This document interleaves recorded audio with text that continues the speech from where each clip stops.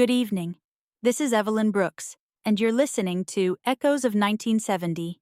Tonight, I'm holding a letter that arrived at my station 40 years ago. The envelope is yellow now, fragile, but the words inside, they still breathe, they still hurt. This is the story of Marion Fletcher, a lighthouse keeper's daughter, who made a choice that would haunt an entire coastal town. And as I read her words tonight, I realized some silences are louder than any scream.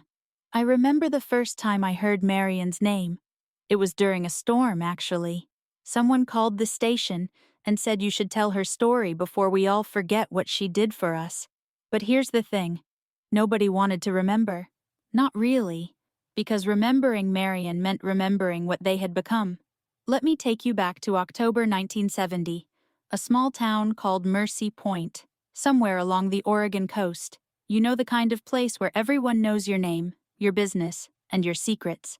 Marion was 23 that autumn. She had dark red hair that she always kept in a braid, and her father used to say she had her mother's eyes, green like sea glass. Her mother drowned when Marion was 7, right there in the waters her father was supposed to protect. The lighthouse stood on a cliff overlooking the Pacific. Marion grew up in its shadow, learning to read the ocean's moods, learning when the fog would roll in thick enough to swallow ships whole. Her father, Thomas Fletcher, was a quiet man, a good man. He taught her everything about the lighthouse, how to clean the lens, how to time the rotations, how to keep the light burning no matter what, because that light meant life. That light meant someone's father or son or brother would make it home. But on October 15th, 1970, something changed. And what I'm about to tell you, well, even now, I'm not sure anyone truly understood what Marion was facing that night. It started 3 days earlier. A man arrived in Mercy Point. His name was Daniel Carver, and he came from somewhere back east. Boston, I think. Maybe New York. The records aren't clear. And honestly, I don't think anyone bothered to ask. He wore a gray coat and carried a leather briefcase, and he checked into the only motel in town, the Seaside Inn, run by a woman named Ruth, who never forgot a face. Daniel told Ruth he was there on business. Government business. Something about inspecting coastal facilities. Ruth said he had kind eyes, but a sad smile, like he was carrying something heavy that nobody else could see. He asked her about the lighthouse, asked if Thomas Fletcher was a reliable man, asked if anyone else worked there. Ruth told him it was just Thomas and his daughter Marion, and they'd kept that light burning for 17 years without missing a single night. Daniel thanked her, paid for a week in advance. Then he walked down to the docks. Now, Mercy Point survived on fishing. The cannery employed half the town, and the boats that went out each morning. They were everything. The McCarthy brothers, the Hendersons, old Peter Voss who'd been fishing those waters for 40 years. They all depended on that lighthouse. When the fog came in, and it came in often, that beam was the only thing between them and the rocks. Daniel spent the next 2 days watching.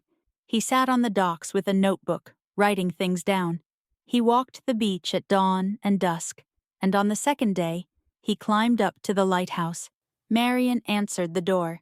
She told me later, years later, in this very letter I'm holding, that she knew something was wrong the moment she saw his face. Not wrong with him, but wrong with what he was about to say.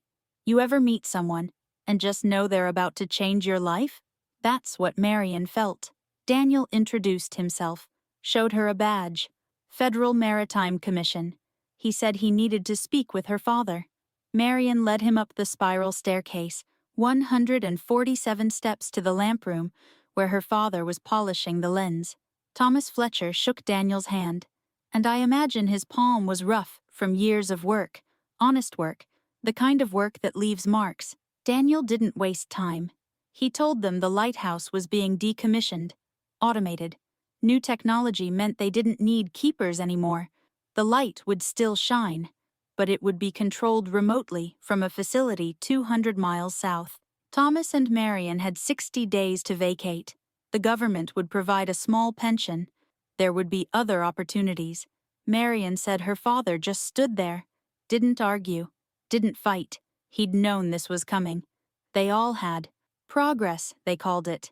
Efficiency. But Thomas Fletcher wasn't thinking about progress. He was thinking about the small apartment they'd have to move into in town. He was thinking about waking up without the sound of waves. He was thinking about dying slowly in a place that wasn't his. Daniel left them with paperwork, said he was sorry, said it wasn't personal. And maybe it wasn't. Maybe he was just doing his job. But Marion watched him walk back down those stairs, and she felt something crack inside her chest. That night, she couldn't sleep. She stood in the lamp room, watching the beam sweep across the black water, and she thought about her mother, thought about the day they found her body washed up near the rocks, thought about how her father never forgave himself, even though there was nothing he could have done. The ocean takes what it wants. And that's when Marion made her decision, though she didn't tell anyone. Not yet. The next day was October 14th. Daniel Carver spent the morning at the town hall, filing reports. In the afternoon, he visited the cannery, talked to the owner about the Lighthouse schedule. He seemed thorough, professional. He ate dinner alone at the only restaurant in town, Betty's Diner, and Betty said he ordered the fish and chips, but barely touched them. Just sat there, looking out the window at the darkening sky. Nobody knew what he was really doing. But Marion did, because that evening, just before sunset, Daniel came back to the lighthouse. He knocked on the door, and when Marion opened it, he asked if they could talk, just the two of them. They walked down to the beach. The wind was picking up, and Marion pulled her sweater tight around her shoulders. Daniel told her he'd been thinking about their situation, about her father. He said he'd worked for the Maritime Commission for 8 years, and he'd shut down 12 lighthouses. Every time, he watched families lose their homes, their purpose. He was tired of it, tired of being the man who delivered bad news. Then, he said something Marion never expected. He said, "What if the lighthouse didn't pass inspection?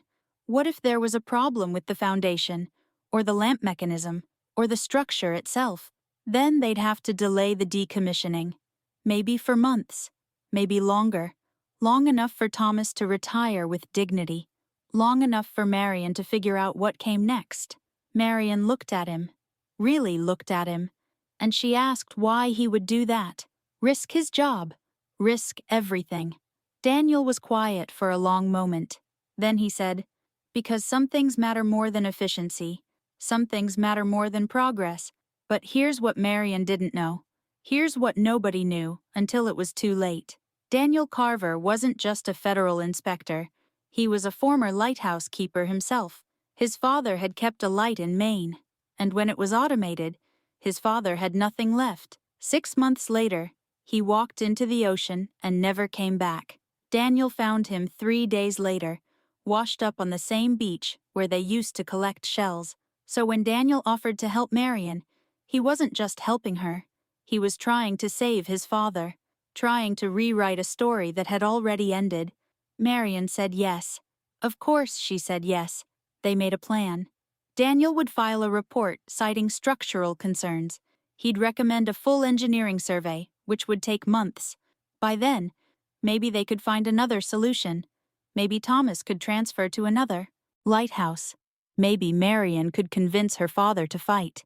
They shook hands on the beach as the sun disappeared into the Pacific, and Marion felt something she hadn't felt in years. Hope. Dangerous, fragile hope.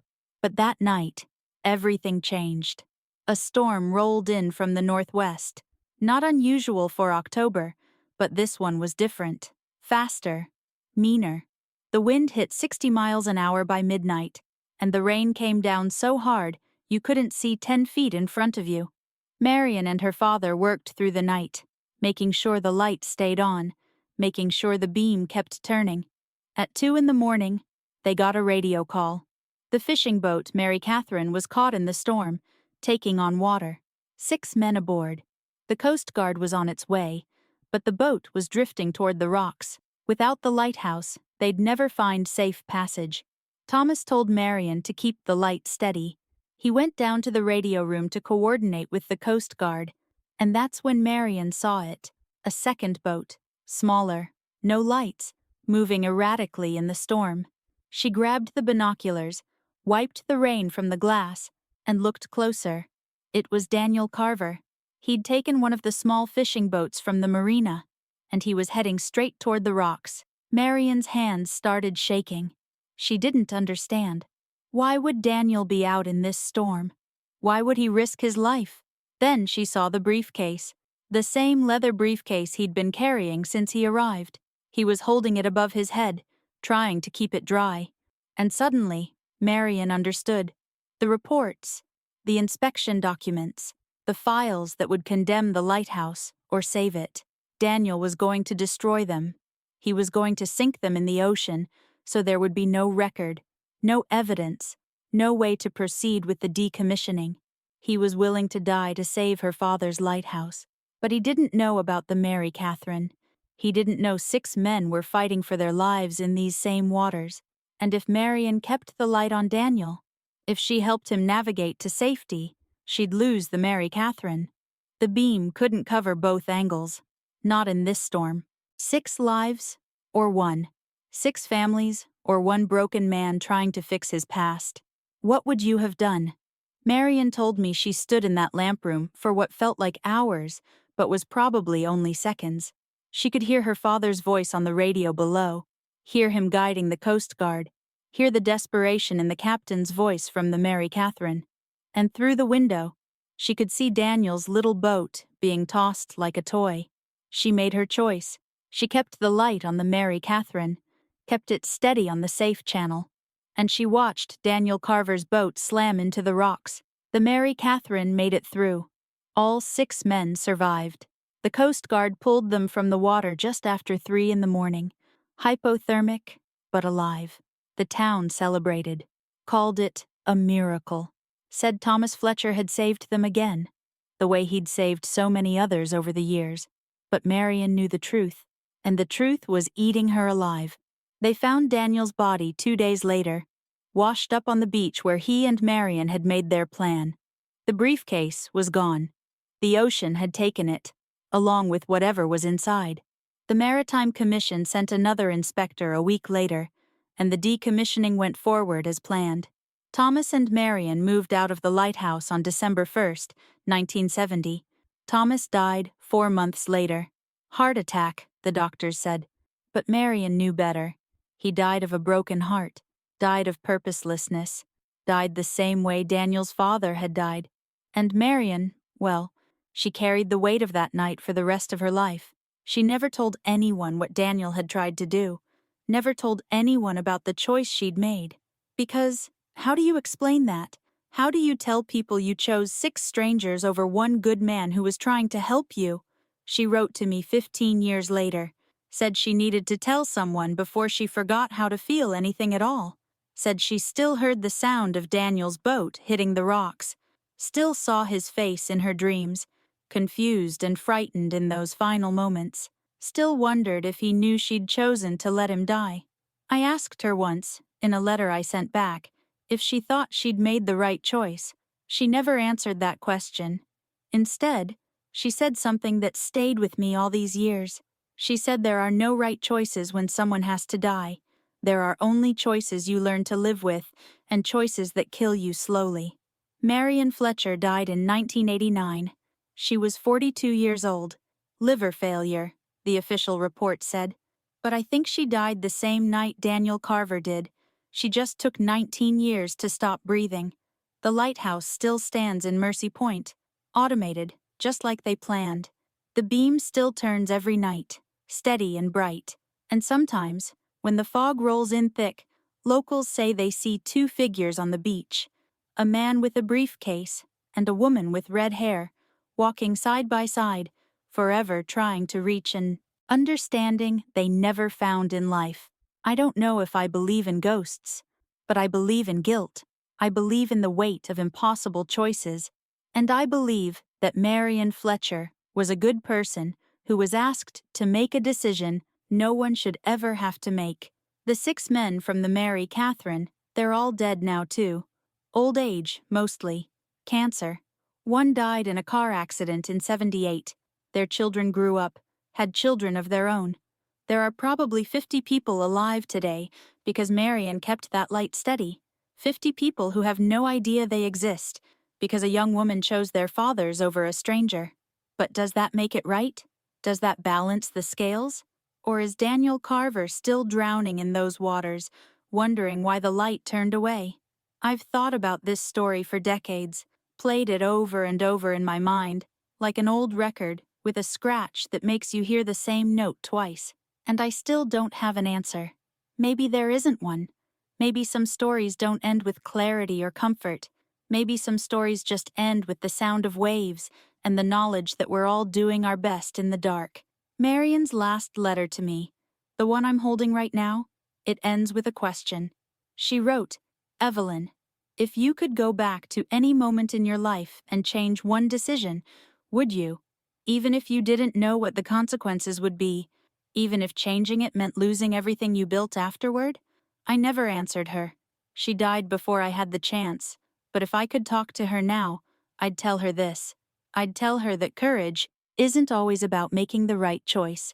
Sometimes courage is about making a choice at all when every option feels like betrayal. And I'd tell her that those 6 men, those 6 families, they mattered. Their lives had value. She gave them a future, even if it cost her own. But I'd also tell her that Daniel Carver mattered too, that his pain was real, that his sacrifice meant something, even if it ended in tragedy, and that maybe, just maybe, she could forgive herself for being human in a moment that demanded something more than human. The thing about lighthouse keepers is that they spend their whole lives keeping others safe. They stand in the dark so others can see. They sacrifice their comfort, their peace, their connection to the world, all so strangers might live. And we forget that. We take for granted that there's someone standing watch, someone making impossible decisions in the middle of storms while we sleep safely in our beds. Marion Fletcher was a lighthouse keeper's daughter. She grew up in that tradition. And on October 15th, 1970, she did what lighthouse keepers do. She kept the light burning. She saved lives, and it destroyed her. Sometimes I wonder what would have happened if she'd made a different choice. If she'd turned the light toward Daniel, let him crash, but saved him, and watched the Mary Catherine break apart on the rocks. Would she have survived that guilt? Could anyone? Or would she still be here, still breathing, still writing letters to strangers like me, still trying to understand? There's a photograph in Marion's letter. It's faded now, the edges soft. It shows her standing in front of the lighthouse, maybe 19 or 20 years old. Her hair is loose, blowing in the wind. She's smiling, but it's not reaching her eyes. Even then, I think she knew. She knew that lighthouse would take everything from her, just like it took her mother, just like it took her father, just like it would eventually take her. But she stayed anyway. That's the part that breaks my heart. She could have left, could have gone anywhere. But she stayed, because someone had to keep the light burning. Someone had to stand watch. And in the end, isn't that what all of us are doing? Standing watch over something fragile, something precious, something that might shatter if we look away even for a moment? Marion's light was literal. Ours are different, but the weight feels the same. I'm going to end tonight's broadcast with something Marion wrote in her very first letter to me, back in 1985. She said, "Evelyn, I don't know if anyone will ever understand what happened that night. I don't know if I understand it myself, but I want people to know that Daniel Carver was a good man. He tried to save us, and I'd give anything to save him back, to tell him I'm sorry, to tell him his father would have been proud, to tell him that mercy isn't always merciful, and sometimes the kindest thing you can do is remember someone's name. So I'm saying it now. Daniel Carver, a federal inspector who became a lighthouse keeper's ghost, a man who tried to rewrite his father's ending and became part of someone else's tragedy instead. His name matters, his story matters, and even though he's been gone for decades, I hope wherever he is, he knows someone remembered. As for Marion Fletcher, I hope she found peace. I hope she's standing on a beach somewhere beyond this world, and the waves are gentle, and the fog has finally lifted. I hope her father is with her, and her mother too, and I hope Daniel Carver is there as well, briefcase forgotten, just walking beside her in comfortable silence, because that's what forgiveness looks like, I think. Not grand gestures or perfect words, just two people who hurt each other, or who were hurt by the same impossible situation, choosing to walk together anyway. Choosing to believe that they both did their best in a moment when best wasn't good enough. This is Evelyn Brooks, and you've been listening to Echoes of 1970. Thank you for being here tonight. Thank you for listening to Marion's story. And if you're carrying an impossible choice of your own, if you're standing in your own storm, wondering which light to follow, I want you to know something. You're not alone. We're all lighthouse keepers in our own way. We're all just trying to keep something precious from shattering in the dark. Good night from Mercy Point. Good night from Marion Fletcher. And good night from all of us who are still trying to understand what it means to make choices that matter. The light keeps turning. The waves keep crashing. And somewhere in the space between them, there's a story of love and loss and impossible grace. Don't forget it. Don't forget her. And don't forget that your choices matter too, even when they hurt, especially when they hurt, because that's when they matter most. Until next time, this is Evelyn Brooks, reminding you that some echoes never fade. They just wait for someone brave enough to listen.